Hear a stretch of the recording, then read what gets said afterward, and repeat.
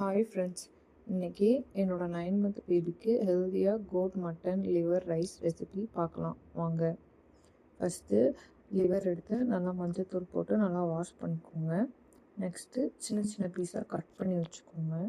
அப்புறம் ஒரு குக்கர் எடுத்துகிட்டு அதில் ஒரு ஸ்பூன் நெய் சேர்த்து அதோட சீரகம், பூண்டு, வெங்காயம் எல்லாம் சேர்த்து நல்லா வணக்கிக்கோங்க.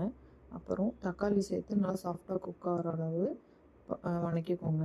நெக்ஸ்ட்டு லிவர் கட் பண்ணி வச்சு இந்த லிவரை வந்து ஆட் பண்ணி 2 மினிட்ஸ் குக் பண்ணுங்கள். அப்புறம் மஞ்சத்தூள், சின்னதாக ஒரு பீஸ் வந்து மிளகு ஆட் பண்ணிக்கோங்க.